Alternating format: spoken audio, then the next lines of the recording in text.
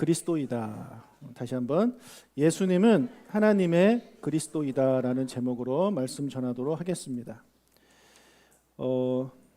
예수님께서 기도하러 가셨습니다. 9장 18절. 예수께서 따로 기도하실 때 제자들이 주와 함께 있더니 물어 이르시되 무리가 나를 누구라고 하느냐.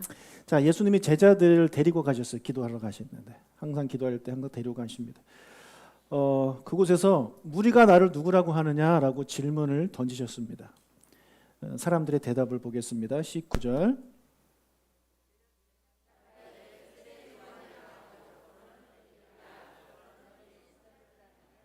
살아났다 하나이다. 자, 사람들이 대답하기를 세례 요한 또는 엘리야 또는 옛 선지자 중에 한 사람이 다시 살아난 것 같습니다라는 이야기를 이제 하는 거예요. 자, 이 사람들의 공통점은 뭐냐면 다 선지자입니다. 그렇죠? 선지자고 이미 죽은 분들이에요. 그러니까 유대인들은 예수님을 뭐라고 생각했냐면 선지자로 생각했습니다. 자, 여러분도 예수님을 선지자로 생각하십니까? 자, 유대인들은요, 그 당시 유대인들은 예수님의 기적을 그렇게 보고 그렇게 말씀을 듣고도 선지자 정도로만 생각을 하고 있는 거예요. 2000년이 지난 지금도 이스라엘 사람들은 예수님을 선지자로 봅니다. 그리고 같은 뿌리에서 나온 이슬람 사람들도 예수님을 선지자로만 봅니다. 자, 지금 우리는 이곳에 모인 모든 여러분들 대부분은 예수님이 메시아라고 알고 계실 것입니다. 선지자 그 이상의 메시아. 자, 메시아는 히브리 말이고 그리스어로 바꾸면 그리스도입니다. 크리스토스. 이것을 또 한자로 바꾸면 기독이에요. 그래서 기독교는 그리스도를 믿는 교입니다. 예수님을 그리스도라고 믿는 종교가 바로 기독교예요. 그래서 천주교도 예수님을 그리스도로 믿기 때문에 기독교입니다.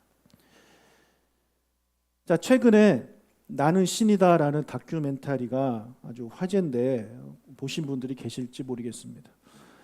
거기 보면 가짜 그리스도, 가짜 메시아가 여럿이 나옵니다. 뭐 남자도 있고 여자도 있어요. 근데 하나같이 말도 어눌하고 뭐 변태예요. 변태에다가 성범죄자. 그런 사람들이 메시아로 믿고 있어요. 그리스도로 믿고 있어요. 참 저는 그게 신기합니다. 만약에 예수님이 2000년 전에 이스라엘이 아니라 한국에 오셔서 우리 한반도에 오셔가지고 이스라엘에서 행하셨던 기적의 10분의 1 아니 100분의 1만 행하셨어도 아마 우리 조상들은 다 예수님을 그리스도로 믿었을 것 같아요.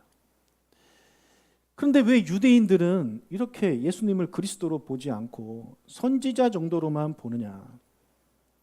유대인들은요, 오히려 세례 요한을 메시아로 생각하지 않았습니까?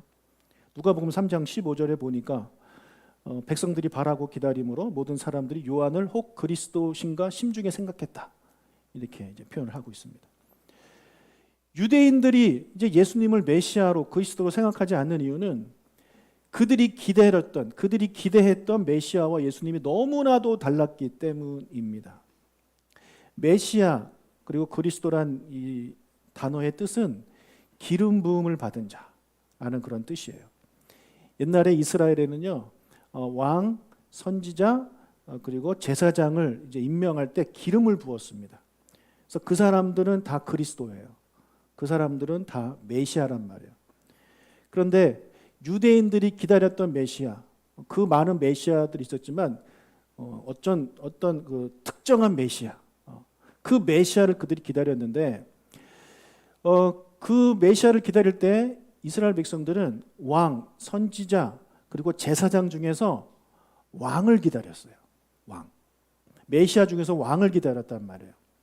다윗과 같은 위대한 왕이 오셔서 자신들을 로마의 압제에서 구원하고 이스라엘을 위대한 나라, 가장 강력한 나라로 만들기를 그들은 기다렸습니다.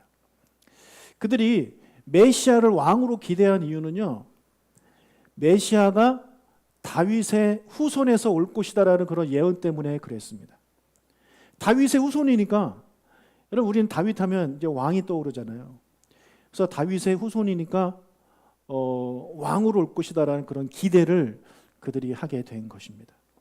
그런데 예수님의 삶을 보면 이런 위대한 왕과는 거리가 멀어요. 위대한 왕과는 거리가 멀어요.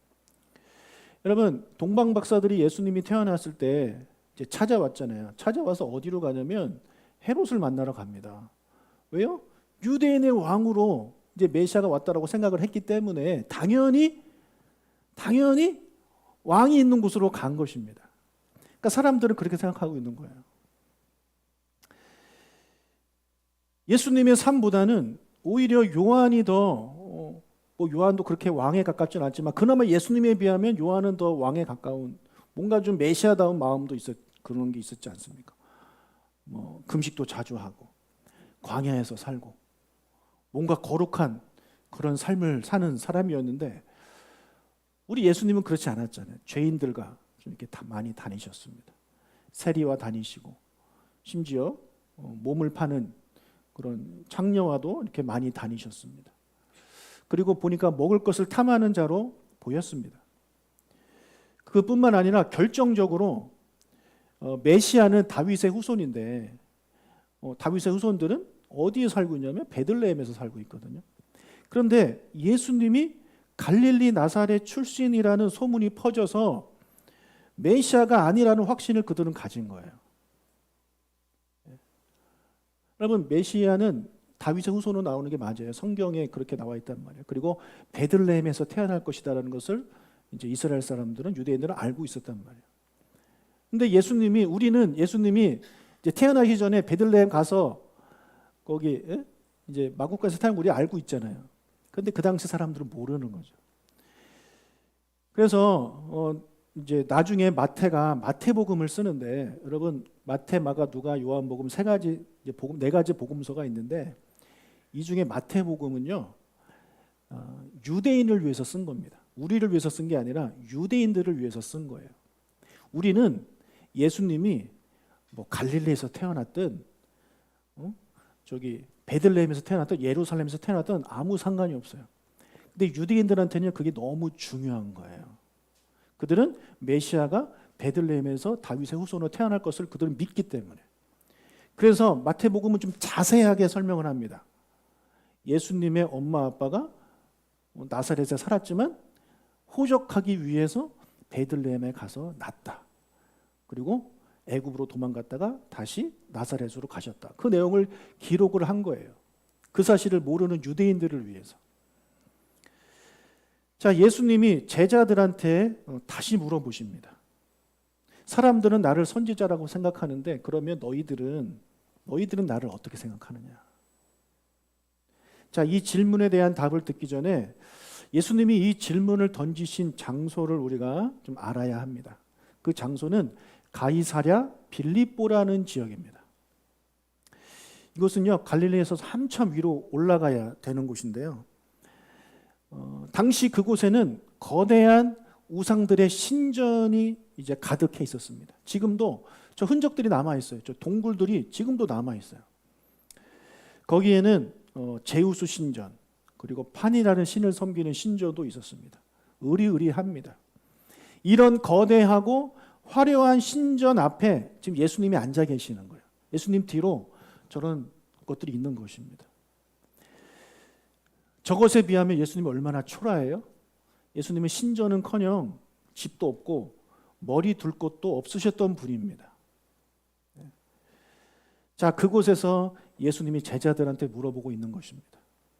사람들은 나를 선지자라고 생각하고, 또 다른 사람들은 저 신들이 진짜 존재하고 진짜 신이라고 믿고 있는데, 너희들은 나를 무엇이라고 생각하느냐? 이런 질문을 던졌고, 그 질문에 베드로가 대답을 합니다. 20절. 예수께서 이르시되 너희는 나를 누구라 하느냐? 베드로가 대답하여 이르되 하나님의 그리스도 신이이다 하니. 자, 베드로가 대답해요. 주님은요 하나님의 그리스도입니다. 그래서 하나님의 그리스도란 말은 하나님으로부터 말미암은 그런 그리스도라는 말입니다. 자, 이것을 마태복음은 좀 이렇게 좀 자세하게 풀어서 썼어요. 마태복음 16장 16절 읽겠습니다. 시몬 베드로가 대답하여 이르되 주는 그리스도시요 살아계신 하나님의 아들이시니이다. 그럼 아까 제가 말씀드렸죠. 마태복음 누구를 위해서 쓰여진 책이라고요? 유대인을 위해서 쓴 책이에요. 반면에 누가복음, 지금 우리가 쭉 보고 있는 누가복음은 누구를 위해서 쓰여진 책일까요? 우리와 같은 이방인을 위해서 쓰여진 책입니다. 이방인을 위해서. 자, 그래서 마태는요, 유대인들에게 예수님이 누군지를 정확하게 알려주기 위해서 예수님은 그리스도시고 그리고 살아계신 하나님의 아들입니다라고 이렇게 자세하게 풀어 쓴 것이고, 이방인을 위해서 쓰여진 누가복음에는 그렇게까지 자세하게 쓸 필요 없이 그냥 하나님의 그리스도이십니다 이라는 그 표현 안에 이런 의미가 이제 담겨 있는 것입니다. 인류 역사상 처음으로 예수님이 누구신지 고백하는 그런 참된 고백이 나왔습니다. 비록 예수님이 그 거짓 신들을 섬기는 의리의리한 그곳에 앉아 계신 아주 초라한 행색을 하신 분이었지만 베드로는 그분이 하나님이시다, 그분이 신이시다 라는 고백을 하고 그분이 그리스도라는 그런 고백을 지금 하고 있는 것이죠. 여러분, 주는 그리스도라는 말은요, 다윗의 후손이에요. 다윗의 후손이기 때문에 사람의 후손은 사람입니다. 그리고 하나님의 아들, 하나님은 신이라는 뜻입니다. 신의 아들은 신입니다. 그래서 이것을 종합하면 예수님은 하나님이시고 신이시다라는 고백이에요. 100% 신이면서 100% 사람이라는 놀라운 고백이에요. 그래서 이 고백은 하나님으로부터 나온 고백이라고 마태복음에서 예수님이 말씀하셨습니다. 그래서 정답이에요. 누군가가 여러분한테 예수가 누구냐라고 물어본다면 성경이 말하고 있는 정답은 예수님은 그리스도시고 살아계신 하나님의 아들입니다 라고 대답을 하시면 여러분 정확하게 이제 예수님에 대해서 소개를 하고 있는 것입니다. 자, 그런데 예수님이 제자들한테 이 말을 아무에게도 말하지 말라고 경고하십니다. 21절. 경고하사 이 말을 아무에게도 이르지 말라 명하시고. 자, 정답이 나왔는데 왜 이 정답을 예수님은 말하지 말라고 하신 것일까요? 그런 거 보니까 전에 여러분 기억나시는지 모르겠는데 귀신들이 예수님을 그리스도로 알고 있는 귀신들한테 예수님이 말하지 마라고 말씀하신 적도 있어요. 누가복음 4장 41절. 여러 사람들의 귀신들이 나가며 소리질러 이르되 당신은 하나님의 아들이니이다. 예수께서 꾸짖으사 그들이 말함을 허락하지 아니하시니 이는 자기를 그리스도인 줄 알미러라. 자, 여기서도 예수님이 귀신한테 말하지 말라고 말씀하셨거든요. 왜 예수님은 자기가 그리스도이면서 하나님의 아들이심을 말하지 말라고 했을까요? 자, 간단히 말씀드릴게요. 예수님의 사역에 도움이 되지 않기 때문에 그렇습니다. 여러분 슈퍼맨 아시죠? 스파이더맨 아시죠? 이 둘의 공통점이 뭡니까? 힘이 있는 사람인데 그 힘을 숨기고 요즘 말로 힘숨찐, 뭔 말인지 아시나요? 힘을 숨긴 찐따, 그런 삶을 이제 사신 거예요. 그러면서도 누군가가 어려울 때 도와주고 악당이 나타나면 무찔러주고 그리고 끝나면 다시 찐따가 되고 이런 삶을 이제 그 누굽니까? 슈퍼맨하고 스파이더맨이 산 거 아닙니까? 혹시 여러분 중에도 그런 분들 계실지 모르겠어요. 근데 그 모티프가 여기서 나온 거예요. 예수님한테 나온 거예요. 예수님이 평소에 그걸 다 숨기시잖아요. 말하지 말라고 하시고 그리고 사람들을 도와주시고. 여러분 특히 슈퍼맨 같은 거 완전 그 슈퍼맨은요 그냥 예수님이에요. 예수님 얘기를 가지고 그냥 만든 게 그 슈퍼맨 이야기입니다. 여러분 예수님이 이 땅에 죽기 위해 오셨어요. 죽으러 오셨단 말이에요. 그런데 정확하게 말하면 하나님이 정하신 때에 하나님이 정하신 방법으로 죽으러 오신 거예요. 그냥 개죽음 당하러 오신 게 아니란 말이에요. 자, 우리가 오해하는 것이 있는데 예수님이 왜 자신의 정체를 말하지 말라고 하셨을까 그리스도냐라는 것에 대해서 이제 이렇게 생각하실 수가 있어요. 예수님이 죽으셔야 되는데 예수님이 그리스도라는 사실이 알려지면 사람들이 예수님을 죽이지 않을 것이다. 그렇기 때문에 죽으셔야 되기 때문에 말하지 말라고 이제 조용히 시켰을 것이다라고 이제 생각을 할 수 있는데, 그렇지 않아요. 여러분, 예수님이 죽으시려면 오히려 자신이 그리스도라고 밝혀야 돼요. 자, 복음서에 보면 예수님이 내가 그리스도다라고 이렇게 말씀을 하셨다는 것을 우리가 알 수가 있어요. 그때 사람들의 반응은 어땠을까요? 예수님이 나 그리스도야 라고 말했을 때 사람들이 어떤 반응을 보였을까요? 봉처 방금 막 이러면서 제가 마치 정명석 같았어요. 그렇게 예수님이 내가 그리스도라고 말했을 때 사람들이 막 회개하고 엎드리고 막 울면서 믿습니다 막 이런 반응을 보였을까요? 아니요.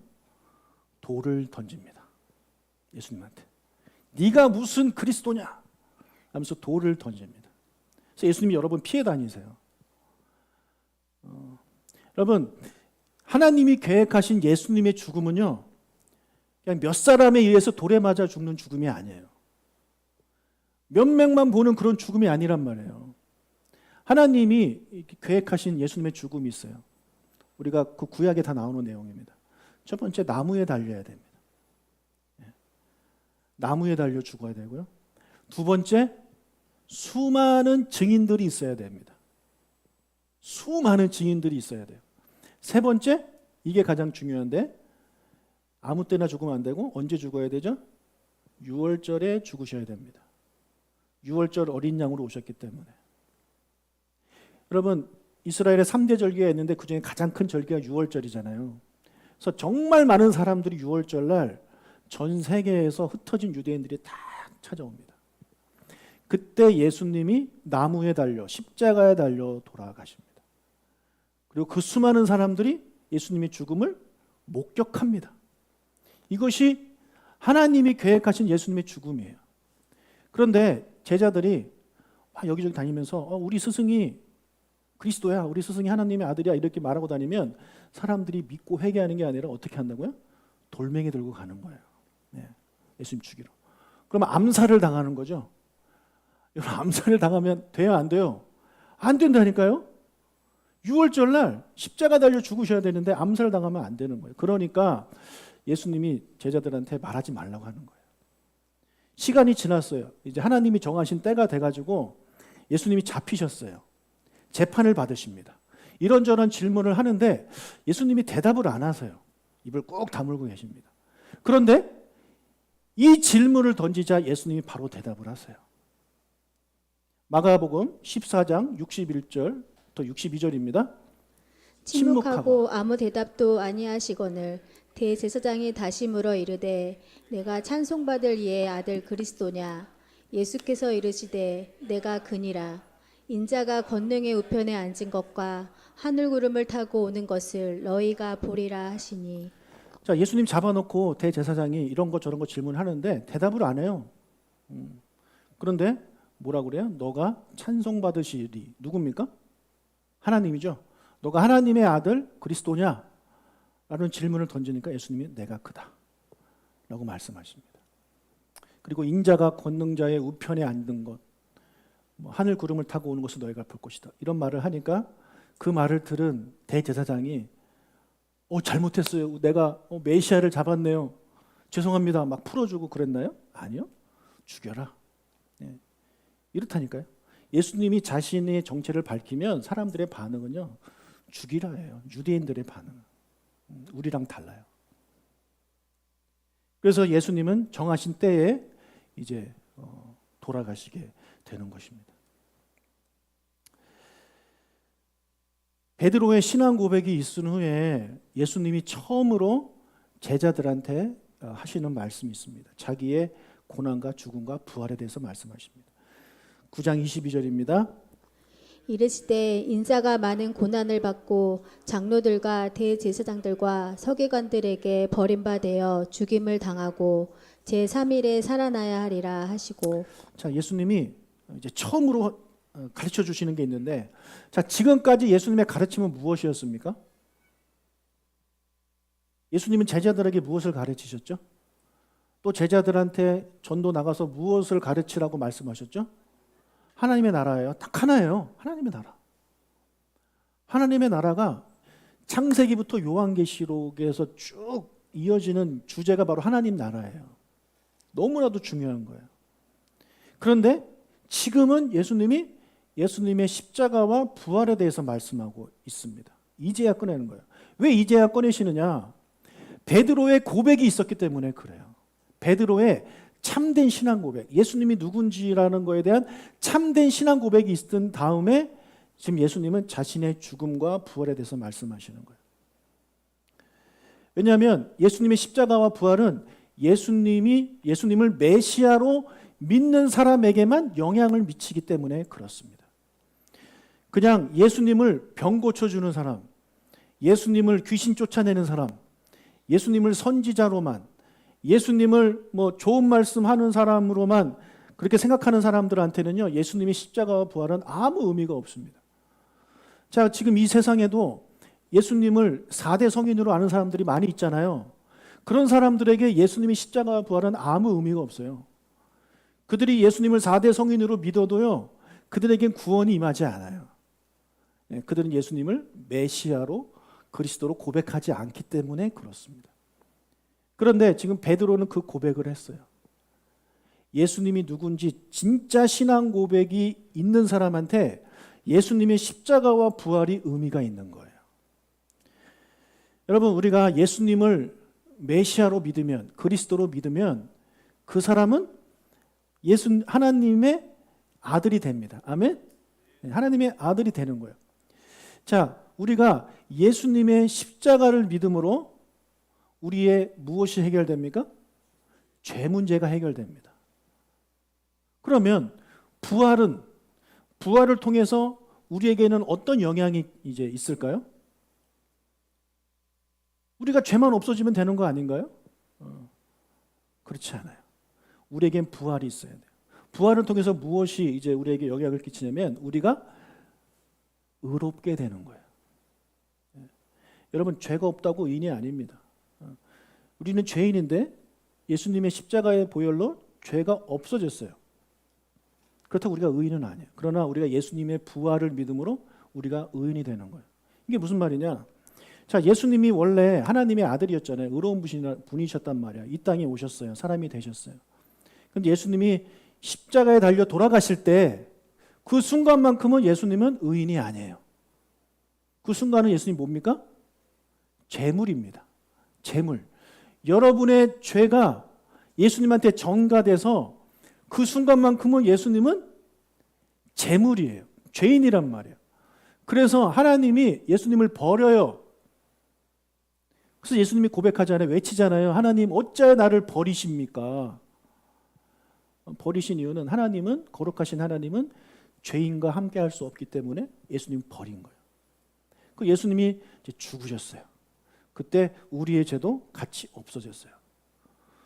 그리고 나서 예수님이 바로 하늘나라로 올라가신 게 아니에요. 다시 부활하셨죠.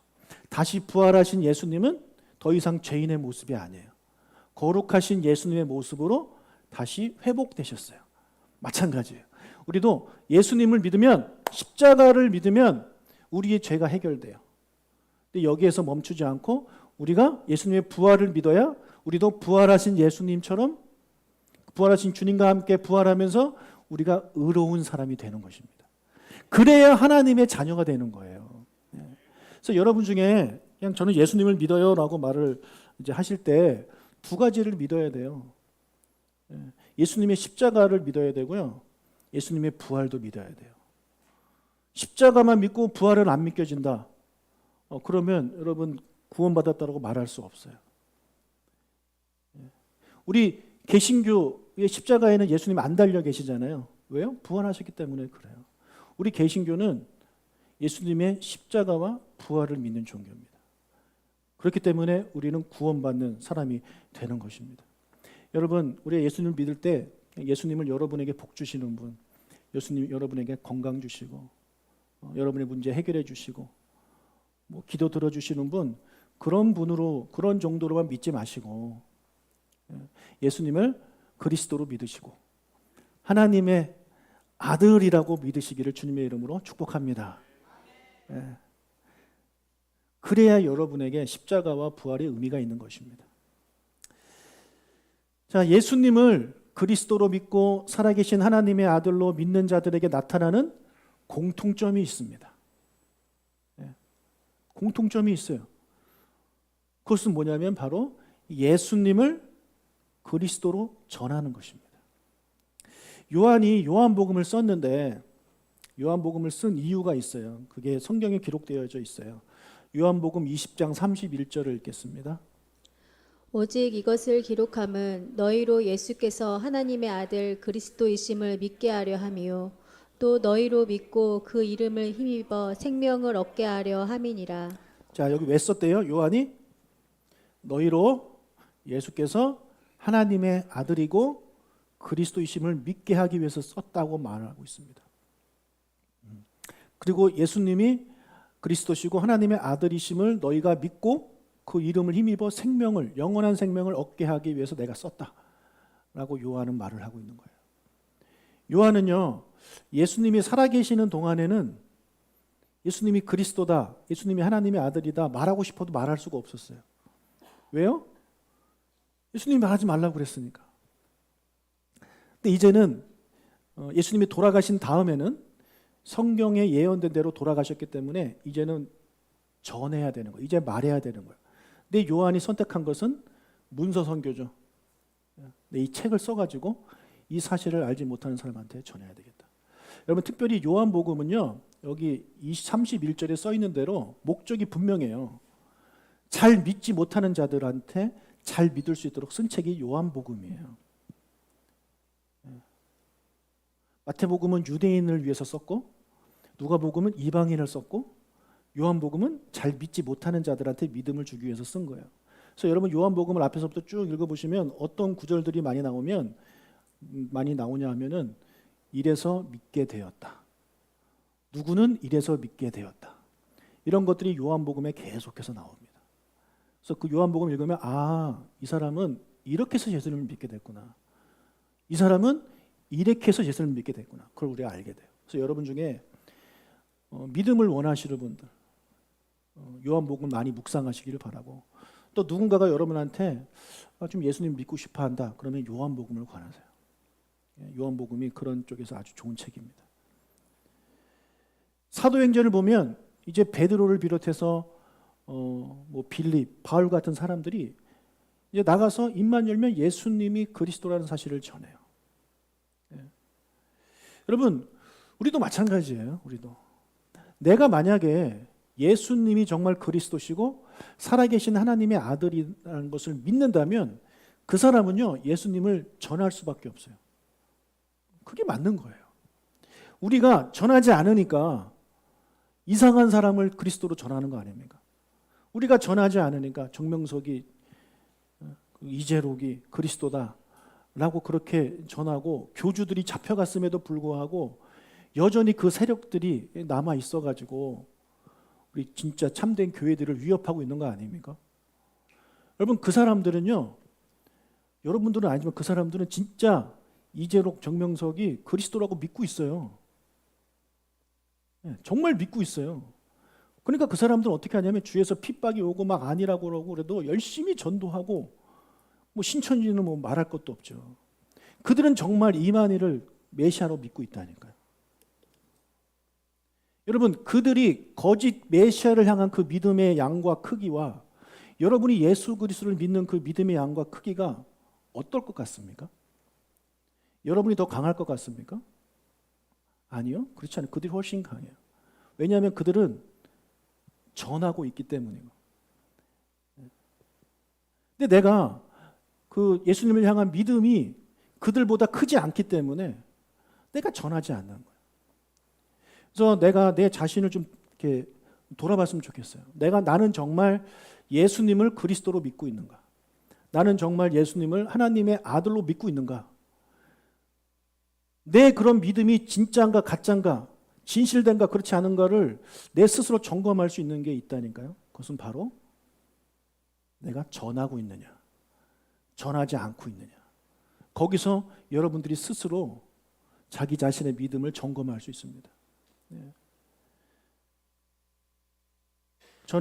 저도 마찬가지고 우리 모두가 다 예수님을 정말 그리스도로 믿고 하나님의 아들로 믿고 있잖아요. 그러시죠? 그럼 여러분, 우리의 입을 열어야 돼요. 입을 열어서 그들이 그리스도가 아니라 진짜 예수님이 그리스도시고 살아계신 하나님의 아들이시다라는 사실을 우리가 전해야 되는 것입니다. 그렇게 전하는 사람이 진짜 예수님을 믿는 사람이에요. 진짜 하나님의 자녀로 거듭난 사람입니다. 여러분, 죄송하지만 교회 출석한다고 예수 믿는 게 아닙니다. 교회 출석한다고 예수님을 그리스도라고 진짜 믿고 있다라고 우리는 생각해서는 안 됩니다. 내가 정말 예수님을 전하는 삶을 살고 있는가? 그것을 통해서 우리가 나 자신을 이제 점검해야 되는 것입니다. 우리 다음 주까지 일주일의 삶이 우리에게 주어졌는데, 여러분 그 일주일 삶 동안 여러분 자신의 믿음을 한번 점검해 보시고, 내가 정말 예수님을 제대로 믿고 있는가? 그럼에도 불구하고 내가 전하지 않고 있다? 그러면 회개하고 우리 성령님께 도와달라고 하고, 하나님, 저는 정말 믿으니 그 말씀대로 살아가겠습니다. 제자들이 그렇게 산 것처럼, 사도들이 그렇게 산 것처럼 저도 이번 일주일 사랑하는 사람한테 예수님 전하는 그런 삶을 살고 다음 주에 다시 오겠습니다. 그렇게 우리 이따가 결단하며 기도하시기를 부탁합니다. 아멘.